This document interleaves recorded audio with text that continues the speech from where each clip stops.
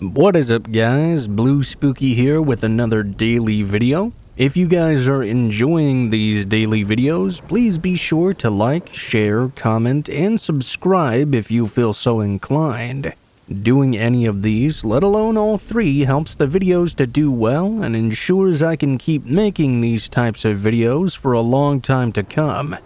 If you guys are curious about any censored words in the video, I've been getting a lot of flags for inappropriate language, quote-unquote, recently, so I'm doing my best to ensure that I don't get flagged.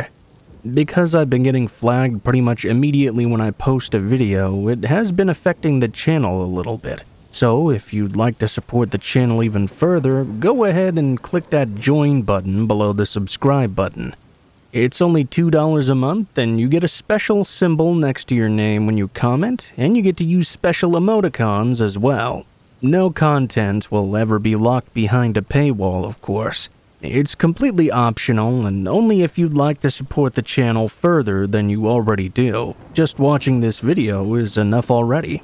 Anyway, thank you guys so much for watching, and I hope you guys enjoy the rest of the video. I'll see you again at the end. Have a great day. This happened several years ago. During this time, I really needed some extra money. I was still in school and didn't have a lot of time to work at my part-time job. I went on Craigslist to see what I could find. This one time in particular, I was just browsing around to see what the jobs would look like on there. I'd only gone on Craigslist a few times before, but I heard you could do some odd jobs for money. I didn't even go on that night with the full intention of finding work. I was just kinda there to look around, really. Not long into looking, though, I noticed this one listing that seemed particularly interesting. It was to help some guy move. He said that he was moving that weekend and needed somebody to help him out really badly. He said he lived alone, and he really needed somebody to help him load up a moving vehicle and drive it to his new home.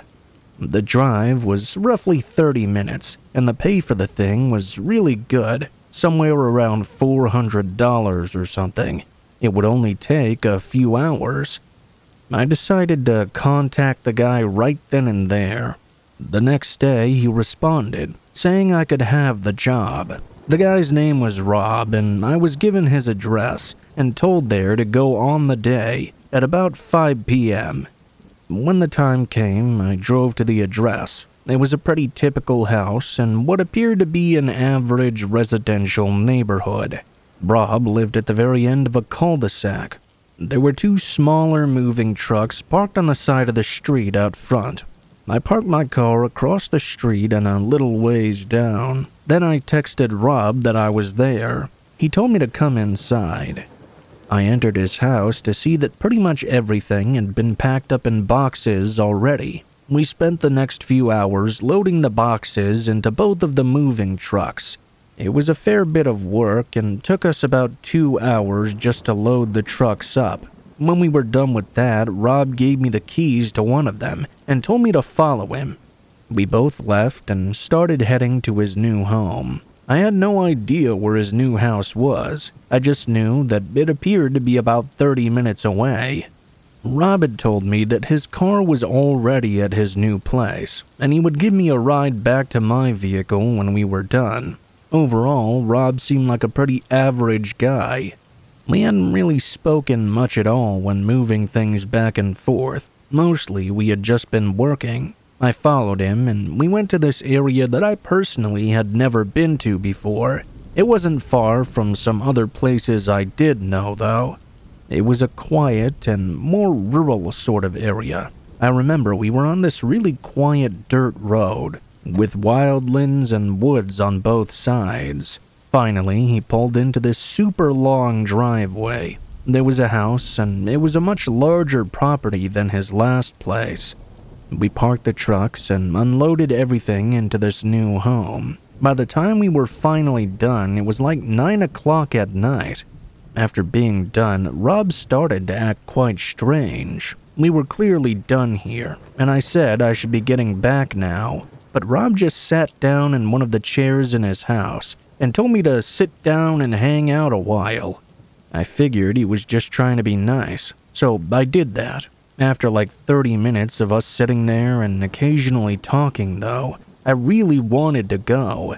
I said again that I needed to leave now, and Rob just ignored me. I stood up and asked if he would give me a ride back to my car now. Rob then asked if I wanted him to pay me, and claimed he'd forgotten. I said yes, and he got up. He actually did pay me the money, but then he just went right back and sat down. Rob was really starting to give me the creeps. He was clearly trying to ignore giving me a ride back. I took out my phone and texted a friend who lived somewhat close by. Luckily, he was still up. I asked him to come by and gave him the address.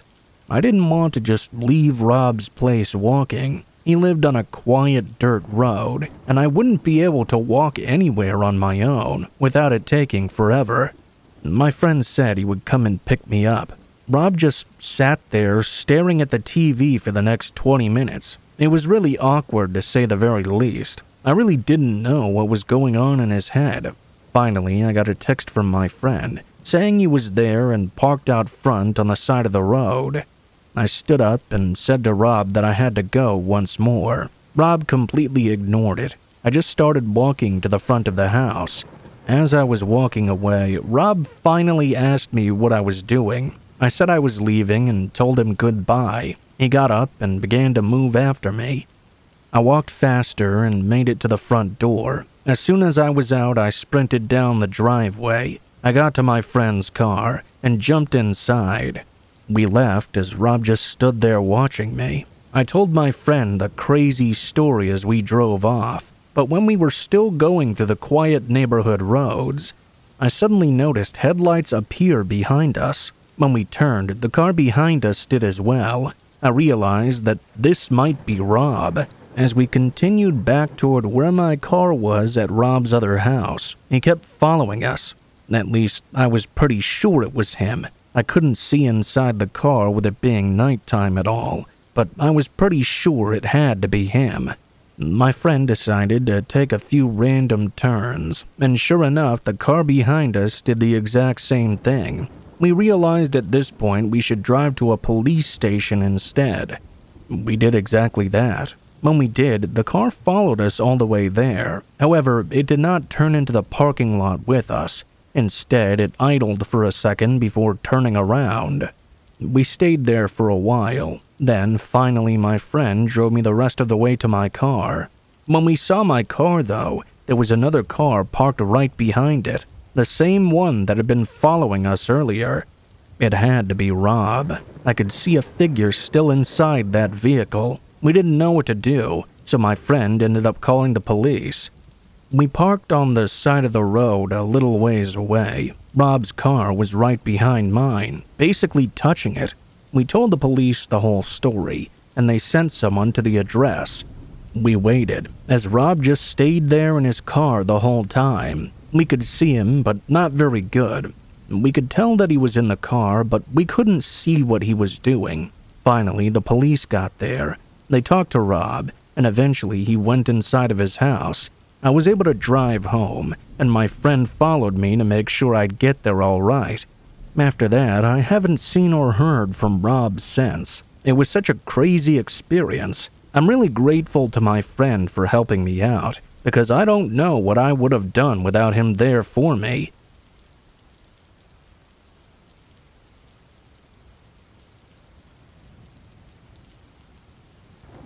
I went bowling last year with my friend Alex. We both like bowling quite a lot and always have a fun time, even though neither of us is really all that good at it.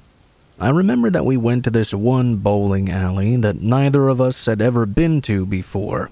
We have a main one that we typically go to, but we also like to discover the other nearby places as well and compare them to one another. This alley in particular was pretty alright. It was not that large and had a pretty average setup. When we got to the bowling alley, it was earlier in the night. We went up and bought a few games, then got our shoes and headed over to the assigned lane. After bowling the first game, we immediately started the next one right after. At this time, the alley was still pretty quiet, with a few other people bowling to our left, but several lanes away. I remember that randomly in the middle of the game, something very strange happened. You know the screens that show people's scores and give little animations for a strike and stuff? Well, all of a sudden, our screen just flashed my name in very basic font, my full name as well. Up to that point, it had been perfectly normal and had shown our scores and the animations and that kind of stuff. Now it just displayed my name, and the entire rest of the screen was this strange blue color. It was so weird. I figured it must be a glitch or something. That was when I realized, though, that I had never told the people here my name. I mean, I had paid with my debit card, so possibly they got the information that way. But where would they have entered it on the screen like that? Plus, the names that Alex and I chose for our games to be on screen were only our initials, not our full names. I was just staring at the screen, waiting for it to go back to the one with our scores on it. But instead of changing to that, it slowly changed to display a picture on the screen. It was fairly grainy, but I soon realized it was a picture taken from a security camera of Alex and I as we walked into the bowling alley that night, less than an hour prior. The picture stayed on the screen for 30 seconds before it changed again, this time to more security camera footage. It was a brief clip of us walking inside the bowling alley. It replayed several times. After that, there was another security camera clip, this time of me actually bowling. None of these clips were in super good quality, but you could still tell what it was. It must have been taken just minutes earlier. Alex and I were just staring at the screen with amazed looks on our faces. We had absolutely no idea why this could be happening or who would be responsible. As I was about to go walk up to the service desk, it finally changed back to the normal game screen. I still looked over at the desk. I thought maybe I would see some employee watching us and laughing or something, but that's not what I saw. I saw the very same girl who'd been at the desk when we entered. She appeared to be about high school or college-aged, and she was at the desk the entire time. I highly doubted she was responsible for this.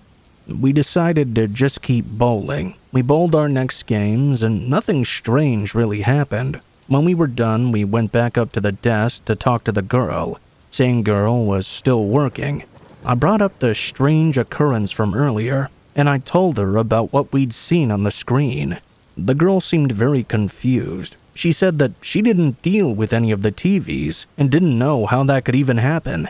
I asked her if somebody else working might have done that, and she said that she didn't think so. I wasn't really sure what else to do about it, so Alex and I left. We were talking about it for the rest of the night, though. I'm confident it was some employee who did that, but I don't know how or why. It really creeps me out. I don't know anybody who works at that bowling alley. Maybe they were just bored from it being a slow night and were really good with computers. I'm not that great with that sort of stuff. So maybe someone who hears this can tell me their thoughts on it and how that might have even happened in the first place. To this day, though, I still get kind of freaked out thinking back to it. I've not been back to that bowling alley since either.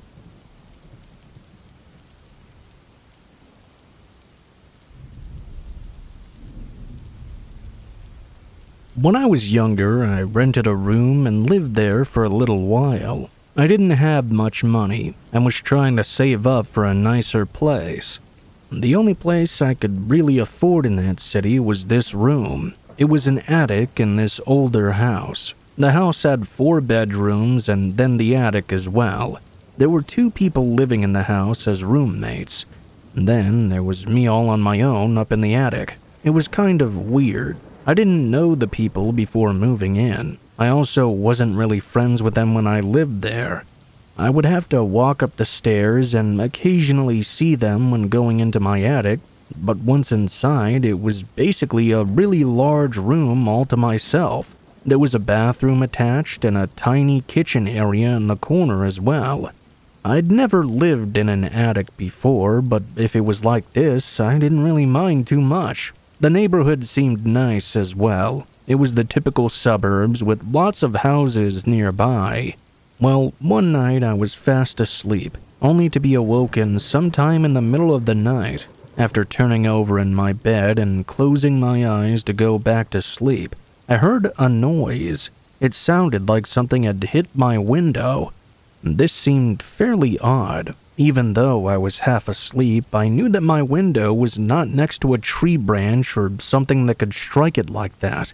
It was also too high up for a person to knock on it. I listened, and less than a minute later, I heard it again. This time, I decided to get up and walk over. Look out the window. When I did, I was greeted with a big surprise. I saw a man standing outside in our front yard next to a tree. I didn't recognize him at all, but I also couldn't see him very well with it being nighttime. The man then threw something at me. It was a rock that struck the window. Luckily, the rock was not large enough to break it. I kept watching, and the man tossed another one. This time, it didn't hit the window, but the roof nearby instead. I had no idea who this guy was or why he was throwing things at my window. I was hoping and thinking that maybe it was just some neighbor that got really drunk or something and was being a bit reckless. I couldn't really think of any reason why somebody would want to throw rocks at me. As I continued looking out the window, the man suddenly turned and ran off down the street. I just covered the window with the shades and went back to bed. I went to sleep, and the next day I happened to see my roommates as I was leaving.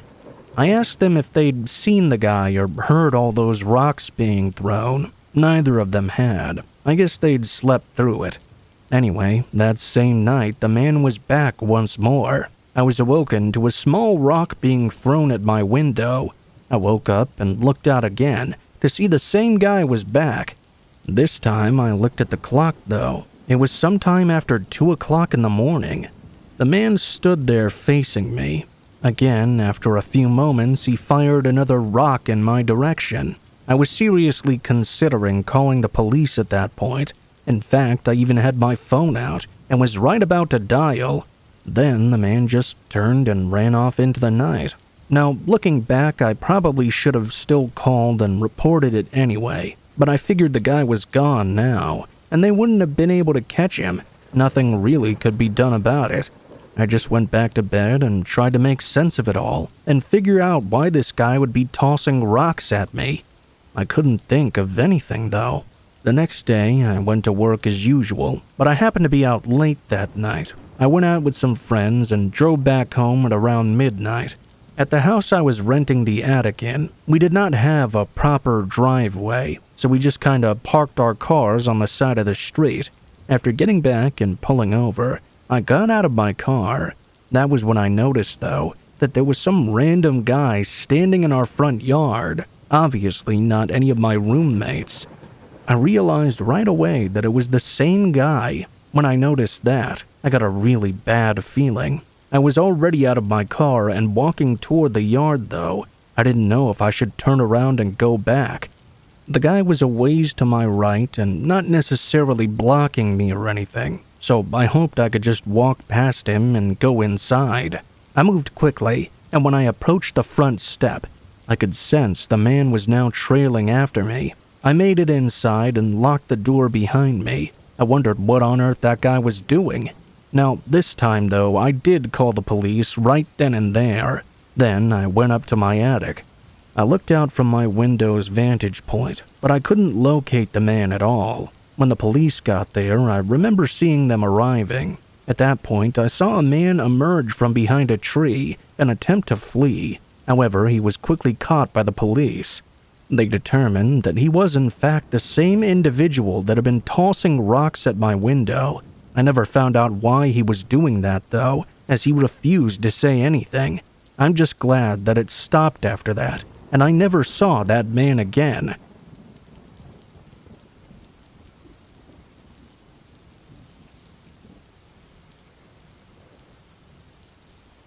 I was doing an internship many years ago. and staying in the basement of a friend's house. The house was located far from town in a mostly wooded area. Behind the house, about 50 feet away or so, was a mile-long path through the woods. I would walk the path on nice days and enjoy the serenity of it. One night over dinner, I mentioned to my host that I had seen what appeared to be a house in good condition about a half-mile away. It was set back from the path on the opposite side, with no obvious access to any local roads.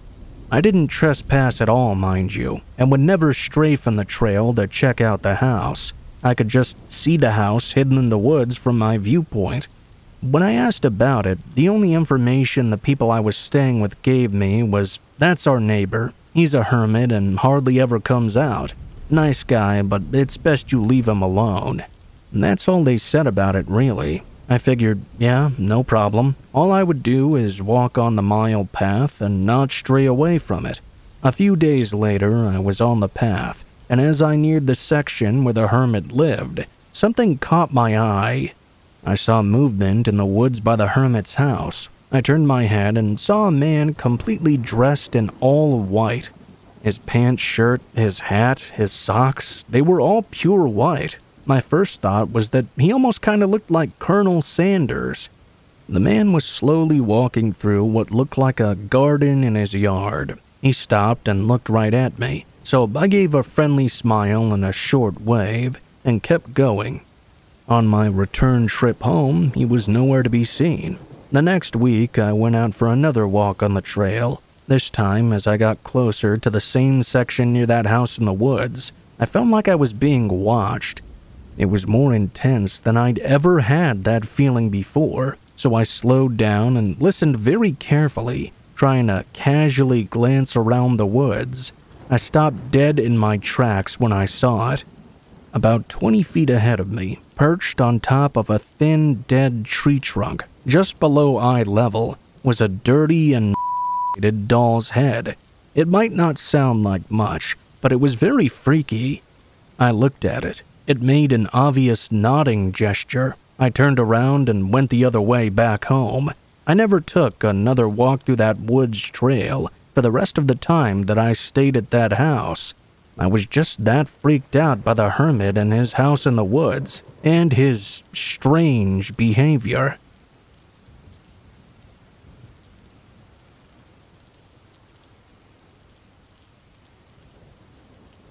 This story takes place way back when I was 8 years old. It was my first time ever going to a Toys R Us store. In the city that I lived with my parents and siblings in, there were no Toys R Us stores at all. The closest one was about an hour away. Well, one time, pretty close to my birthday, we went to visit my grandparents, who had a house in a different city. They lived not too far away from a Toys R Us store. I remember we were staying over at their house for the weekend or something, and my grandparents offered to take me to Toys R Us to get something for my birthday. I was really excited. It was just me and my grandparents going. When we got there, I walked in the store for the first time, and it was one of the coolest places that I'd ever been to. It was probably my favorite store I'd ever seen. I walked around with my grandparents and we grabbed a few things that I wanted. I don't remember everything. I would say we were inside the store for about 30 minutes though. We got my gifts and my grandparents also got some small things for my siblings as well. Then we left the store. Now, this is when things got a bit strange. After getting back to my grandparents' car, we left. I was sitting in the back seat, and they were in the front, so I was just kinda looking around. For some reason, I happened to notice that this car was driving behind us. I was watching it for no particular reason at all, but I happened to notice that this car had started driving back with us for basically the entire way. We had to make quite a few turns. My grandparents were talking to each other, and the radio was also on. So I guess they were a bit distracted and just didn't notice. There were also a lot of other cars out on the road too, but this was the only one that was following us. From what I could remember, The only reason I really think I noticed is because I'd been watching the car the whole time. It wasn't super obvious, it wasn't close or tailgating us or anything, but it was definitely taking the same path as us. I could tell that a man was driving, and he was wearing these big sunglasses that concealed all his features. Because of that, I couldn't really tell many details about him. I wasn't sure if he knew my grandparents or what. That was pretty unlikely, but as a kid, it didn't seem too wild to me. I didn't bother to tell my grandparents. I'm not really sure why. I guess I was just a shy kid, where I felt that I didn't want to make too big a deal out of nothing. I really don't have a great explanation for it looking back. We finally arrived at their house, where my siblings and parents already were. When we got back, I remember the car behind us did not pull into the driveway with us. Instead, it kept going down the street, but very slowly. We parked and all went inside. Not too long after this, I was in the living room, which was at the front end of the home. I saw the same car now parked just a ways down the road. I didn't think it would be a neighbor. I saw a man walk out of the car and start going up to my grandparents' driveway. He never did come up to the front door, though. Instead, he ducked out of sight. I wasn't sure as to where exactly he had gone. My dad happened to be sitting nearby, but was not looking out the window. I pointed out the car to him, and I mentioned the guy walking up the driveway. My dad went and told my grandparents, who did not know who the car belonged to. I just remember the police ended up being called, and the man ran away on foot. I believe he was still tracked down, though. It was pretty crazy. I don't remember exactly what the guy was doing or why he followed my grandparents, but luckily he was captured in the end.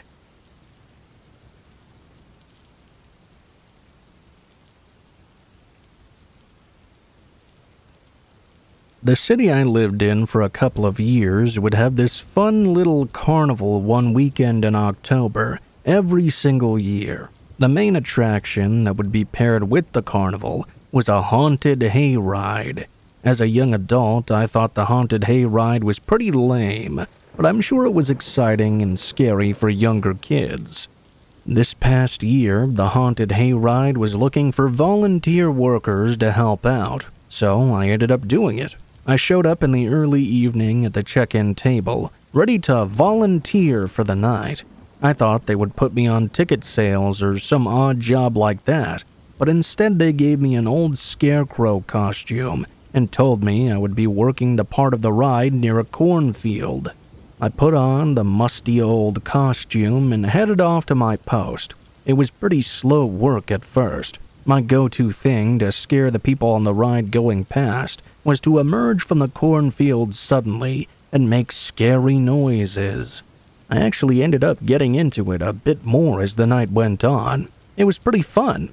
I had a great time with being creative in different ways so I could spook people.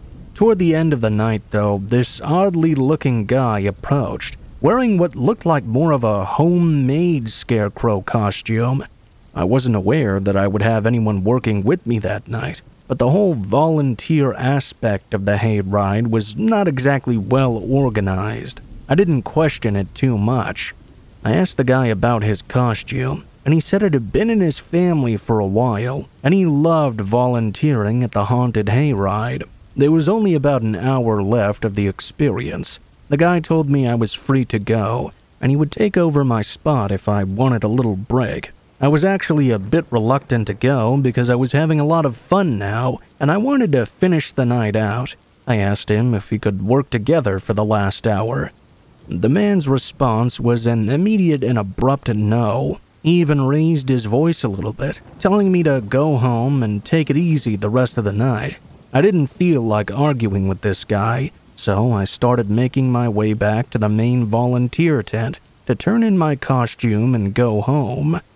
The next group of people on the hayride were rolling down the road past me. I turned to watch, curious how this new scarecrow guy was going to try and scare them.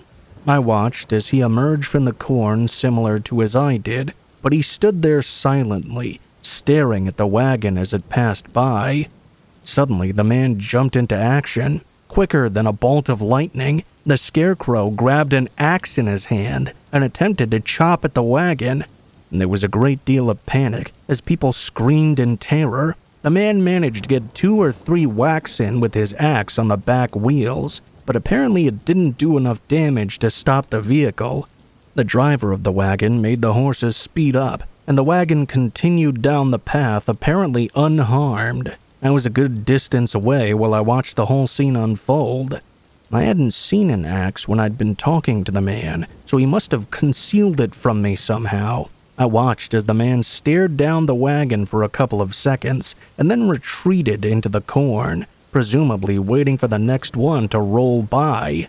My phone battery had died earlier that night, so my next course of action was to run as fast as I could back to the volunteer tent so I could tell them about what was going on.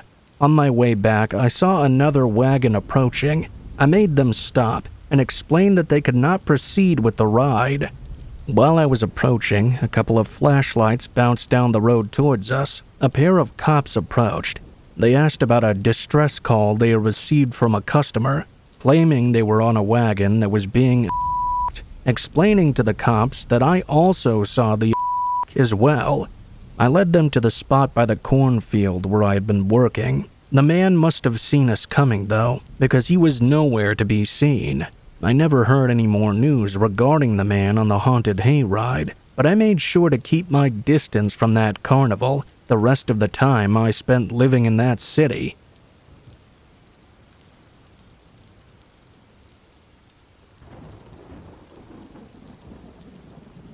This is something that happened back when I was 12 years old. It still gives me the creeps to think about it. Back then, I would often mow the lawn for my parents. They would pay me a small amount of money to do various chores. I really didn't mind mowing the lawn at all. We had a push mower, but our yard was not super big. The neighborhood was typical, and most of the properties were around the same size. I could mow both the front and backyard in under an hour, no problem. So that's what I was doing one afternoon in the spring. I started with the backyard and then finished with the front.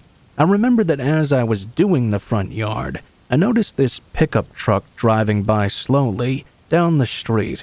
It pulled over a little ways down the road. I really didn't think much of it at all. Our street had a sidewalk on both sides and lots of houses, so cars pulling over and people walking down the sidewalk was something that happened very often. I was finishing up and was done within probably 20 minutes after that. Well, I remember that as I was finishing, I saw this man walking down the sidewalk. He had long hair and was wearing a hat. I wasn't sure where he'd come from because I hadn't really been looking. The man started walking up the driveway, though, and called out to me. He said hi, and I said hi back to him.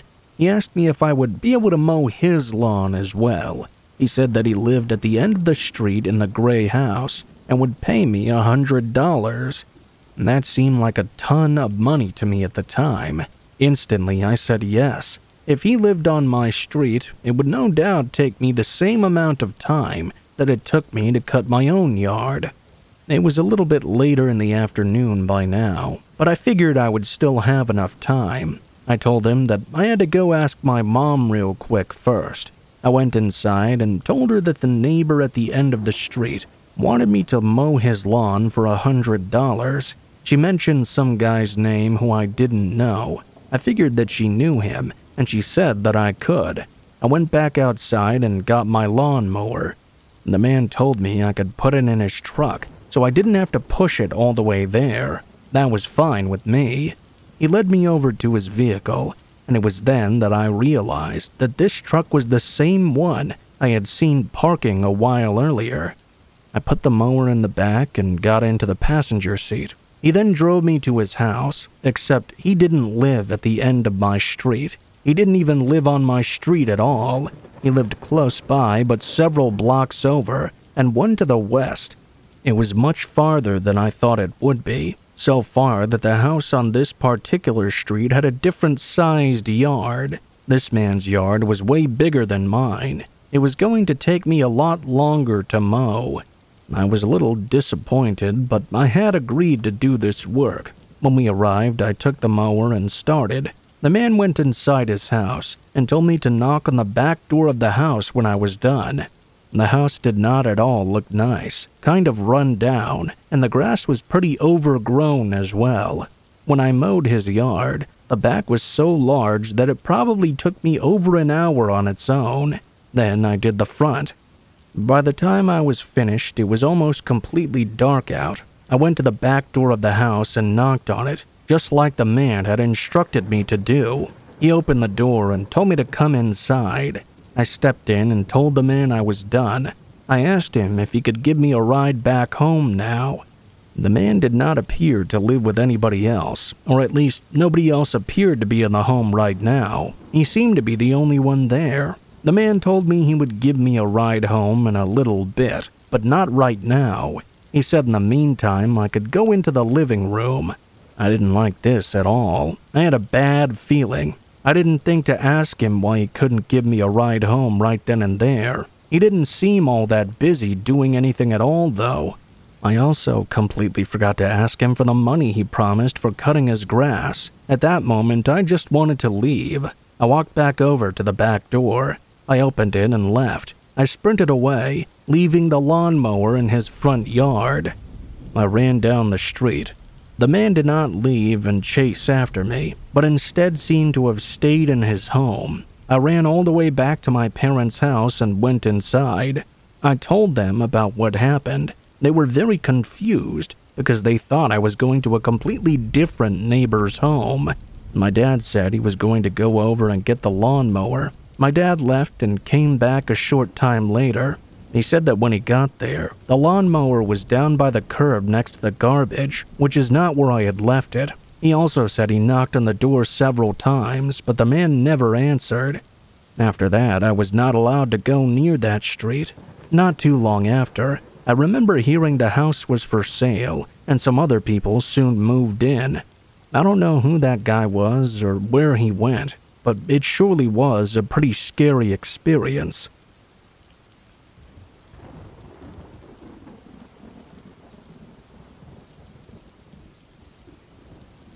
I like to play video games as a hobby quite a bit. This is my scariest experience while doing so. I remember I was playing online some game with random people. I had a headset and would talk to them. Most of you know that in online gaming, people can sometimes say some pretty crazy stuff. On this night, it was fairly tame so far. I remember toward the end though, shortly before I would be going to bed, I was starting to get tired. I was playing this one game with basically just one other person. It was a man, and we were talking about the game over our headsets. During the game, I remember he asked me some somewhat personal questions. I didn't think too much of it. I figured he was just making conversation. The things he asked me were what my name was, to which I only gave my first name, and where I was from.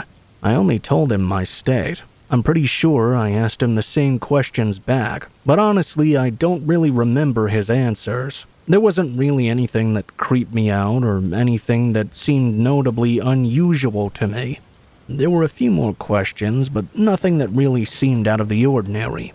I remember that after a while, I told him I was getting off. I remember him asking why, and I said I was going to go to bed. Afterward, he sent me a friend request on the game, which was not a big deal. It was either the following day or the day after that he sent me a friend request on Facebook as well. I didn't know it at the time, though. When I would go on Facebook, I would accept most friend requests unless it was clearly a bot. This guy appeared to be real, so I accepted it, not knowing who he was at all. He started to message me a short time later. He said hi and asked me what I was doing and stuff, as if we were best friends. I asked who he was, and he responded by saying we'd played video games together a few days earlier.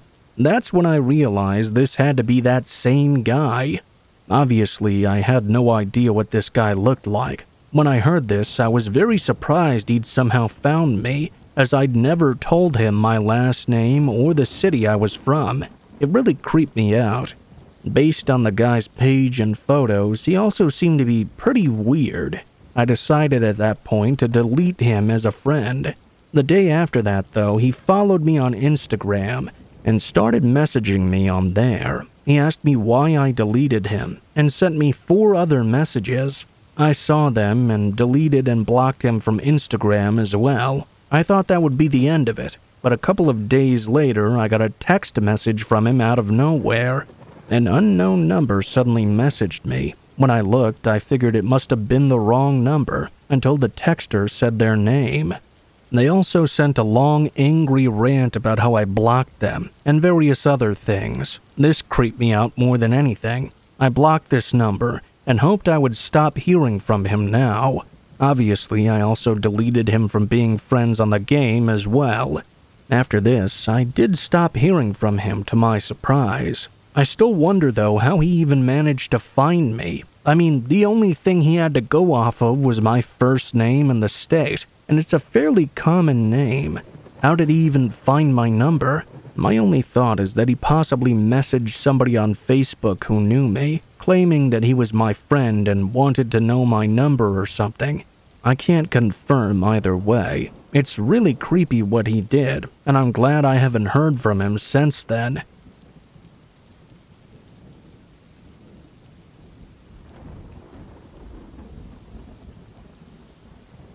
I was looking for a new car last year. The one that I had finally bit the dust. Had over 200,000 miles on it.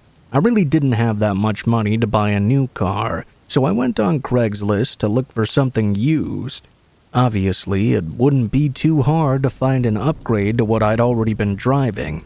My friend Amanda let me temporarily drive her old car in the meantime. I got very lucky to have that opportunity. Over the course of the next few days, I was looking on Craigslist all the time. I noticed a new listing of a car that seemed to be a very good deal. I did not hesitate at all and contacted the seller. It was some guy named Kurt. We talked a little and I asked if I could look at the car. Kurt said yes and told me I could come by the next night at 9 p.m. I asked if we could meet any earlier, and he responded by just saying no. I guess 9 p.m. it was. The next night, I was planning to head over to Kurt's house.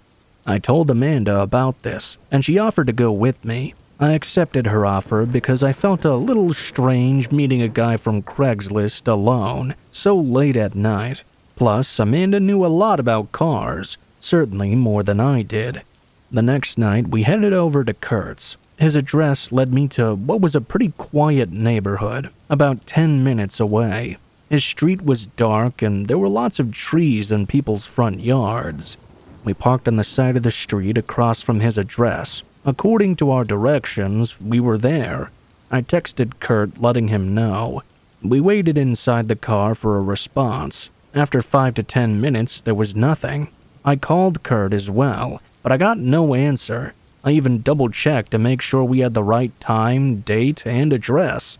All the information was correct. We decided to go to Kurt's house and knock on the door. We left Amanda's car that she was letting me borrow and headed on to Kurt's property. He had a driveway to the left of his house where the car that I wanted to look at was. It was sitting right in front of the garage at the back end of the driveway. Next to the driveway to the left, there were quite a few trees and lots of acorns had fallen onto the pavement. We walked through his front yard and to the front door of his home. It appeared as though all the lights inside were off, which was quite strange. We knocked on the door, but there was no answer. After waiting for a while, we knocked again. There was still nothing. This was really weird. I even tried calling him again, but there was still no response at all. I got frustrated, and finally we decided to head back. We left the front step and started walking back to his driveway. When we got there, I stopped to look at the car a little bit that was sitting in front of the garage. At that point, I noticed something strange, though. Past the driveway and a little bit of grass, there were a bunch of trees, and something appeared to be there. I looked a little closer and noticed there was a man crouched down looking at me from behind one of those trees. I didn't know what he was doing when I saw him, but it instantly gave me the creeps. I turned around and walked back over to Amanda, and said that we needed to go right now. She saw that I'd been spooked by something, but didn't know what. She asked me what was going on as we walked back. I told her I'd seen a guy watching us from behind a tree. When we got to the end of the driveway, we turned around and looked. He was now standing there behind a different tree, much more visible now, still obviously watching us. It was so strange that we got right back into the car and left immediately. When we got back, I went to look at the Craigslist post, and it was already gone. Soon after, I tried to send Kurt another text, but it didn't go through because I'd been blocked. It was very strange. The whole thing really creeps me out, and I sometimes wonder if Kurt was planning to either me or something else. When he saw that I was with another person, he must have decided that it wasn't worth it. I don't really know. I ended up finding a different car shortly after.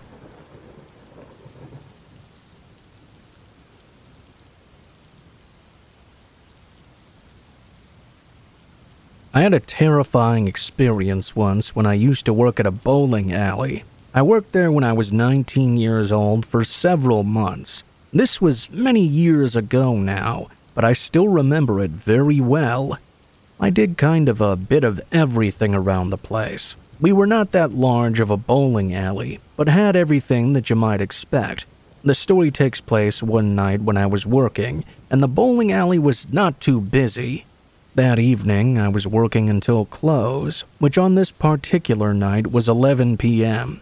We had several people working early, but at the time of close, it was just me and one other person. During the 10 o'clock hour, my coworker was in the back, organizing some various things. There were just a couple of people bowling, and by 10:30 they had all left. At this point, I remained working behind the counter near the entrance and in front of the lanes. My coworker was behind me in the back. I remember that about 10:45, I noticed a man walking into the bowling alley. It seemed a little bit strange. We were about to be closed in just 15 minutes. Maybe he didn't know that we were closing soon, but he wouldn't even have time to bowl a single game. The guy was wearing a black jacket and a hat as well. I didn't really get a good look at his face. After entering, the man didn't even look at me or go up to my counter. He blew right past me and walked down near the lanes, as if he knew exactly where he was going. He couldn't be meeting anybody here or anything like that, though, because nobody else was here. I was confused by his behavior, but I figured he would be gone very soon. Obviously, he wasn't going to be buying anything. He then went out of my sight. I went into the back to speak with my coworker for a minute. When I came back, I looked around, and I didn't see the man anywhere. I figured he must have left. I stayed behind the counter until 11 o'clock, and then went to go lock the doors. Before doing so, I went all around the bowling alley, making sure the man had in fact left the premises. I didn't find him anywhere, so I continued with the closing routines. After that, there were just a few things I had to do before I could leave. One of those was to turn off all the bowling lanes, which you had to do behind them. This was something I had done many times before. I walked around to enter the small back area behind the lanes, near where the pins are.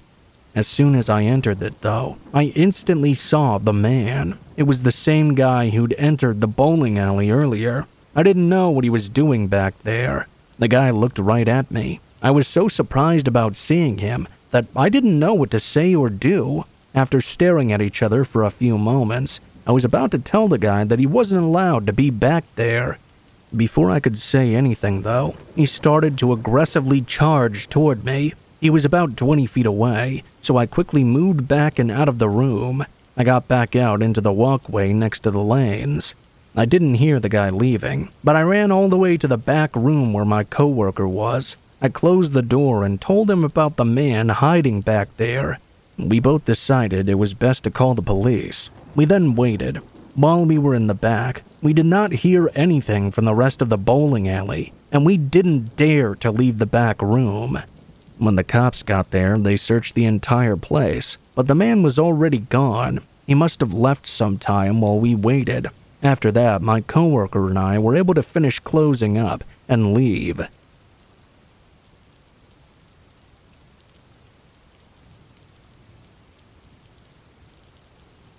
When I was a kid, I lived with my parents and older sister in our house that was a bit out in the country. We had a pretty big yard, and the neighborhood was typically very quiet. This is something that happened when I was 14. On this night, my parents were gone someplace that I can't quite remember. My older sister was at her friend's house, too. I remember that my best friend from school, Drake, came over to hang out. We then went down into the basement to play some video games. Our basement was pretty nice and had carpet floors with a giant couch and TV as well. I had my PlayStation hooked up, so we started gaming. There was this sliding glass door down there that opened up to the backyard. After Drake and I had been gaming for a while, we suddenly heard a knock coming from the glass window. He and I both looked over at the same time. There were these blinds that went all the way to the floor that you could open and close with one of those pole things. However, they were only halfway closed. Usually when it got dark, we would close them entirely, but I had forgotten on this night. My instant reaction was that maybe my sister was returning home and she had forgotten her house key. This way was not at all a normal way for family or anyone to enter the house, really. We always used either the front door or the door leading in from the garage. This definitely seemed strange. After looking for a moment, though, I realized that it was not my sister. It was somebody else entirely. It looked like some random woman who I didn't know. It certainly was not one of the neighbors who we were all close with. This was especially strange with how far out we lived. There were hardly ever people walking down the street even. Drake and I were both very surprised, and we didn't really know what to do. The woman moved closer to where we were and knocked again. Then she actually tried to open the door. I got up and took just a step closer to it. I called out to the woman, asking who she was. She said something, but I couldn't make it out with the door being closed. She knocked again, and I yelled at her to go away. I then heard her asking me to open the door and let her in. Well, obviously, I was not going to do that. I told her no, and the woman just sort of wandered off. She slowly moved away from the door, and then me and Drake walked over and looked out. She was walking off into our backyard someplace. I called my dad and told him about what was going on. He said that if the woman returned, to call the police right away, and also to make sure that every door was locked. We went around and did just that. Every door was sealed shut, and after looking into the backyard and not seeing the woman, we returned to gaming. We figured she must have left. I also closed the blinds completely, so we would not see into the backyard. I felt much better now. We played video games for maybe 30 minutes. However, out of nowhere, there was a sudden loud noise of glass breaking. As soon as I heard it, Drake and I both got up and sprinted for the stairs. We ran all the way back upstairs and went into my bedroom. We then called the police. The only thing I knew at that point was that the large sliding glass door window had been broken.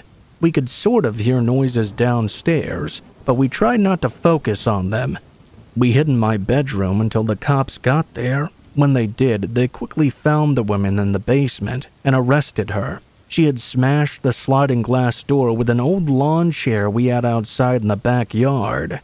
I was told that she was on but other than that, I don't know why she did it. I was really glad for the fast response time, though, and that they caught the woman.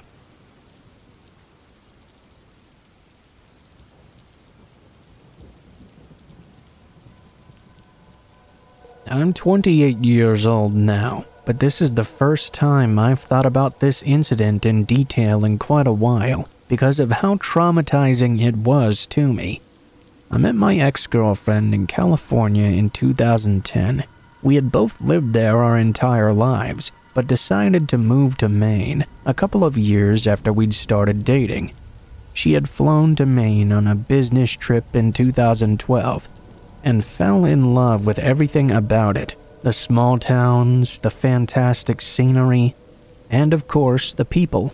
She came home and convinced me to pack up our bags and move there. So we did so.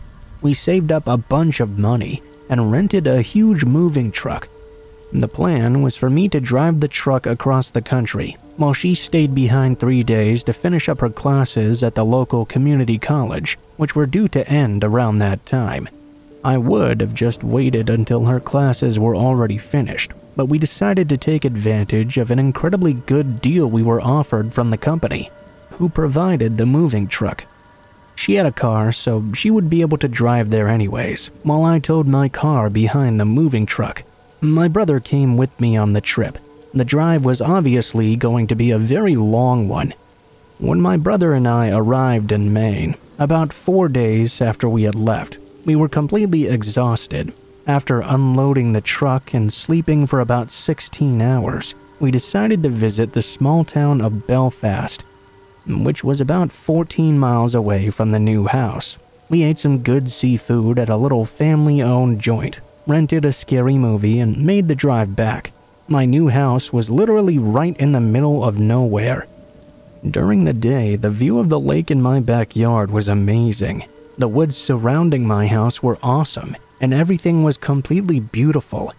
At night, the house was incredibly creepy to be in though. The whole house had windows completely surrounding it, so you could not see anything looking outside.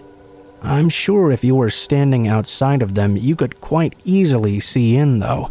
My brother had a flight booked back to California the following day.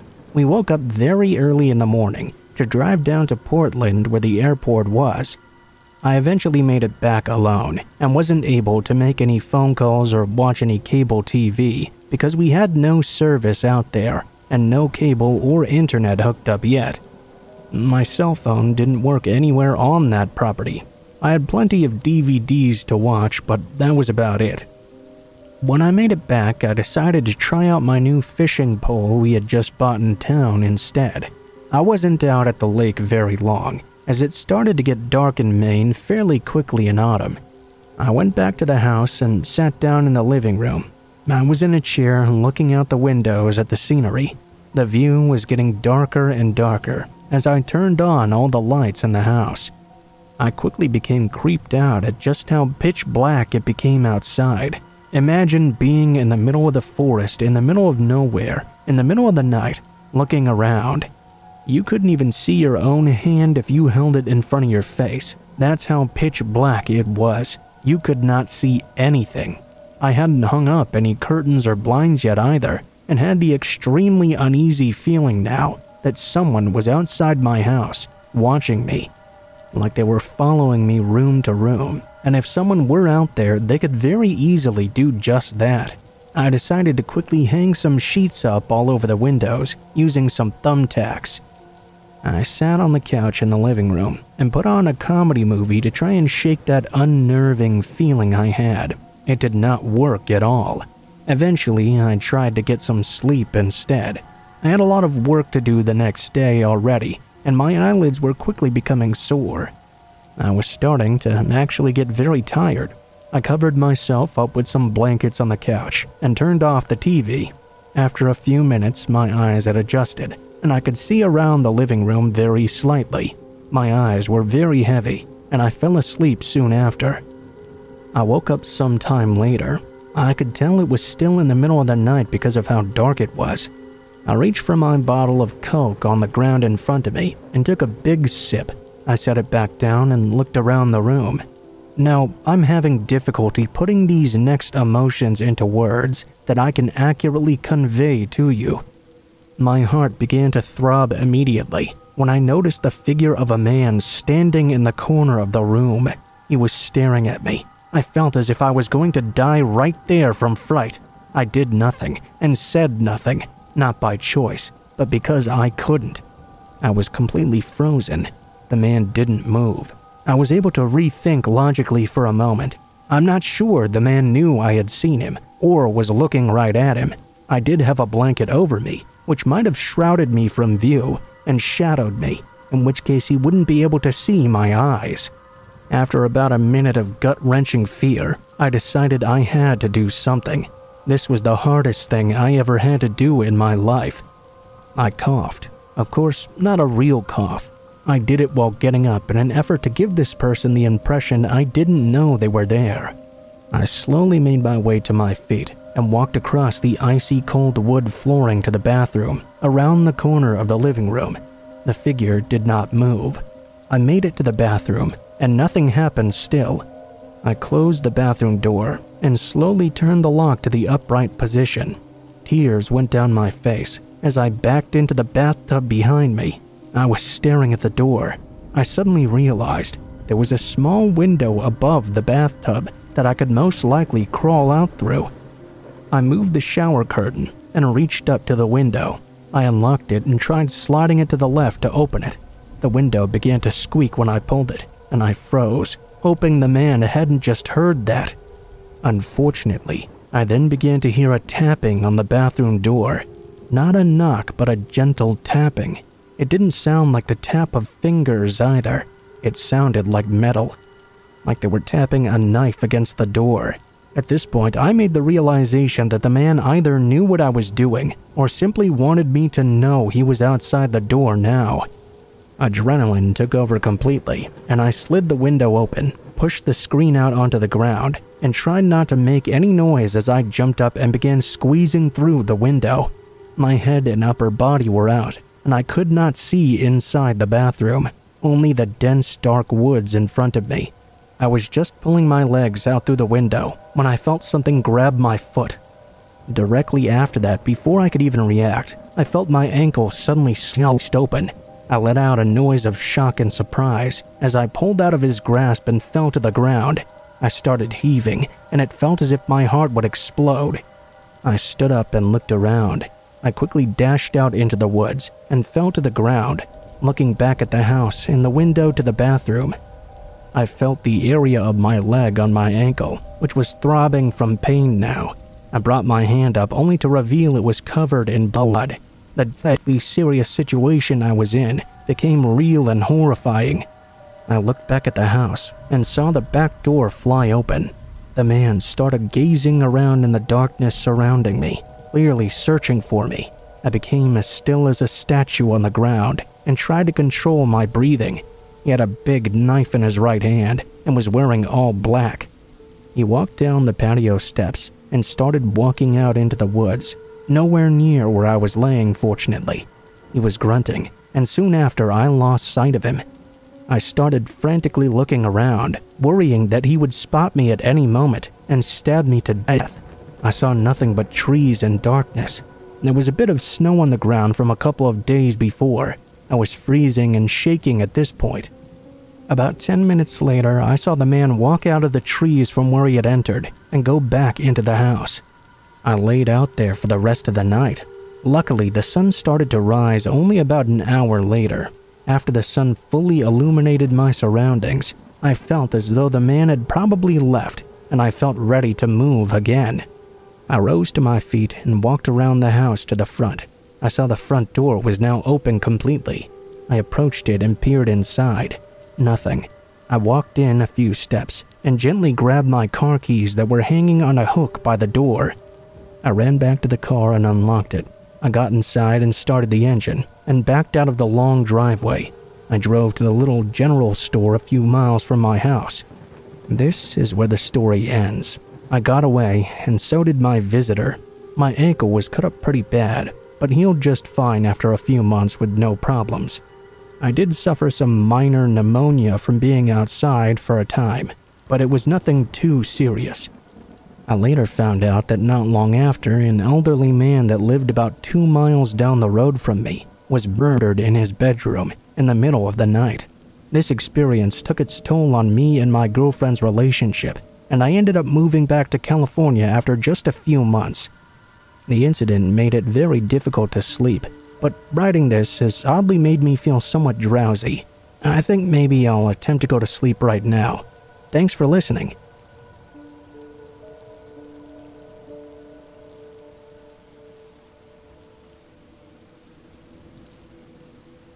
This happened to me 8 years ago, when I was 30 years old. I had just rented a new house with my family in a very nice neighborhood. We had just moved in about a month before I experienced this. I was in the habit of walking my dog every day at 6 p.m. as soon as I got home from work. I would take her out and we would always walk the exact same route as well. One day, we had just started walking when we passed by a neighbor's home and then witnessed something we did not expect. As we were passing by their driveway, I glanced at the front door, which for some reason was wide open. There was a man talking to two women, but he was crying uncontrollably. I felt very embarrassed, as you can imagine. I walked by and saw one of the two women making eye contact with me. I looked away, but I could still easily hear the man sobbing and cursing. He was clearly very upset about something, but I couldn't hear what the two women were saying at all, nor any sound from them whatsoever. Of course, I kept on walking with my dog. Soon after, I forgot all about that incident. Then, a few days later, I got home from work quite late, around 8 p.m. or so. As I was turning into my driveway, I saw there were police cars and fire trucks everywhere, as well as an ambulance parked outside of this house. I immediately thought back to the other day, and thought for sure it must have been connected to what was going on right now. I pulled into my driveway and went into my home. My wife was cooking dinner and my kid was playing some games. I wanted to walk by and get a better look at what had happened. My wife said she had no idea either. Something was clearly going on here though. I quickly grabbed my dog and went outside for our walk. As we were walking by the house, I saw several people crowded around it. It looked almost like a scene from a movie or a TV show. I stopped for a moment and just watched a man that was walking back to his police cruiser. He spotted me and approached me. He actually questioned me a bit as well. I told him I was just living a few doors down, and I was concerned about what was going on. We spoke for a little while, and when I actually came to ask him what had happened, he told me something I will never forget.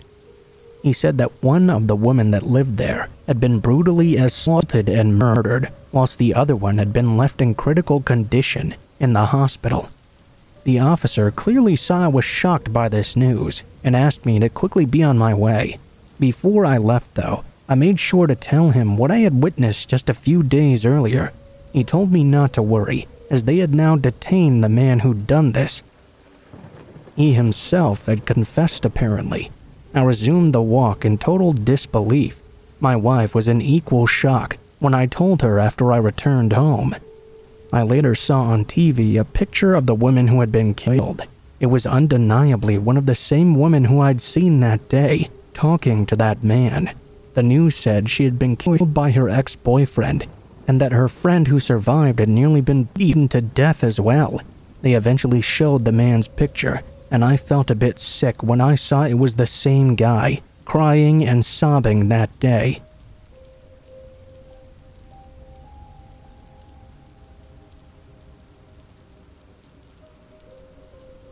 This happened on Halloween night. It happened years ago in Wine County of California.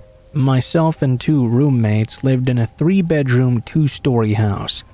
Early in the evening, everything was pretty normal. We passed out candy to trick-or-treaters, hung out together, watched a scary movie, and overall we're having a pretty great time. There's always a certain feeling of creepiness that comes with Halloween night though, especially if you just stay at home. You never really think something sinister or something terrifying will happen after all the candy was gone and all the kids disappeared. Our movie was nearing its end, and we had all drunk some wine. We were getting very sleepy, around midnight or so we decided to call it a night and go to our separate rooms to go to sleep. I slept in the bedroom on the first floor, while my two roommates had the 2 bedrooms upstairs. At about 1 a.m. though, I awoke to some strange noise, accompanied by an ominous feeling. I got out of bed and stood in my dark bedroom, listening for the noise that had initially awoken me. For a moment, I thought maybe there had been no noise at all, and I had simply been having a dream or something, and gotten out of bed for no reason. It took a few moments, but then I heard a muffled scream coming from upstairs. I heard scuffling and commotion coming from up there as well. I was extremely scared at this point, and I decided I had to go see what was happening. In a situation like this, in reality, selfishness often takes over. You really just want to hide or escape and be safe. But still, I opened my bedroom door and took 3 steps out of my room. The stairs were only a few feet away from my bedroom. Just as I had taken those initial steps, I heard somebody coming down the hall at the top of the stairs. They were coming down fast, and they were coming right towards me too. It was pitch black, and having only a second to decide my next action, I quickly but silently moved to the back sliding glass door and slid it open. While doing this, I felt as if somebody was going to grab me from behind, but none of that happened. I tiptoed backward into the bushes in my backyard while staring at the back door. I expected somebody to walk out at any moment and see me hiding there, but nobody did so. I waited for about 3 minutes. I'd say I was terrified of what had just happened in the house, what was still happening. I didn't want to go back in. Then though, the faces of my 2 roommates popped into my mind. I had recalled earlier that night, drinking with them and having fun. I realized if they were in trouble, I needed to be brave and go back inside to help them. I slowly walked back toward the door and crept back inside. I immediately heard screaming. It sounded like it was being muffled by blood. I heard gurgling noises. My heart was beating out of my chest as I climbed the stairs, unsure if somebody was still in the house or if they had left already. I came to my first roommate's bedroom and turned on the light. A very surreal feeling of "this cannot be happening" swept over me. I gazed at both of my roommates lying on the bed. One was silent. One was groaning in pain. There was blood all over the room. I didn't know what to do. One of them was making noises, and the other was very clearly already dead. I stepped into the room and almost slipped in the pool of blood that was on the ground. I tried to speak, but nothing would come out. I was in shock. I snatched my roommate's phone off her nightstand and dialed 911. I felt as if the intruder was still in the house and was going to approach me from behind. I kept turning around to check, but saw nothing. I told the operator I needed an ambulance immediately and that my friends were currently dying. Ambulances and police were at my house in only a few moments. My friend that was groaning died before the police even arrived. I never saw the intruder. For some reason, he skipped my bedroom that night and instead went upstairs and murdered both of my friends instead.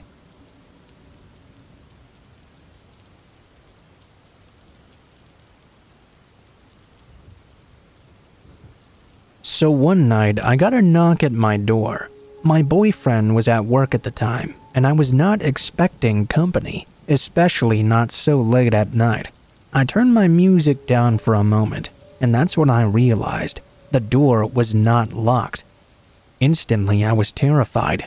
I'm only 4'10", so I had to prop myself up the wall to look through the peephole and carefully lock the door while doing so.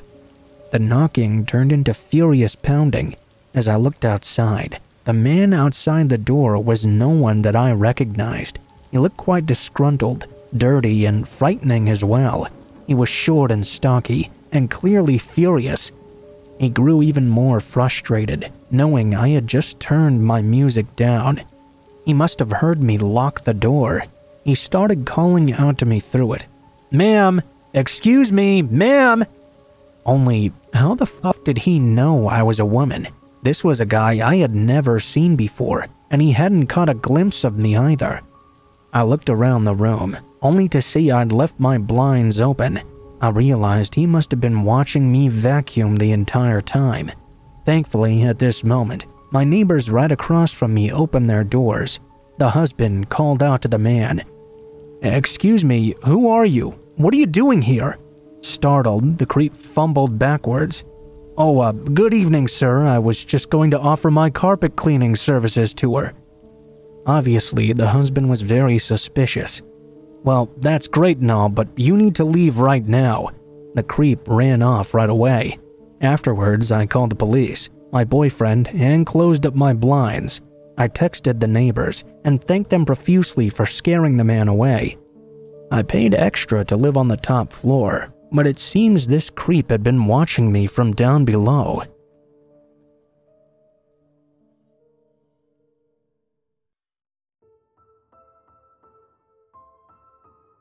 What is up, guys? Blue Spooky here. Thank you guys so much for watching, especially if you made it this far to the end of the video.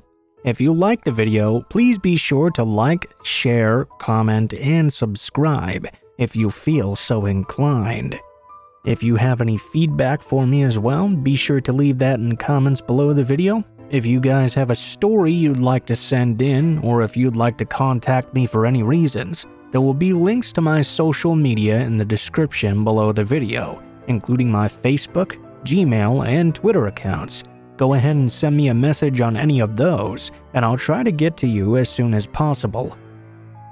If you do decide to send in a story, please be sure to include in the tagline what the name of the story is if it has one, what type of story it is if it has one, and how you'd like to be credited in the description below the video. Please make sure to include as much detail as you feel comfortable with and try to use as much proper grammar as possible to make sure you have the highest chance of appearing in a future video. Overall, I think that's pretty much it for now, guys, so thank you so much for watching, and I hope you guys have a great day.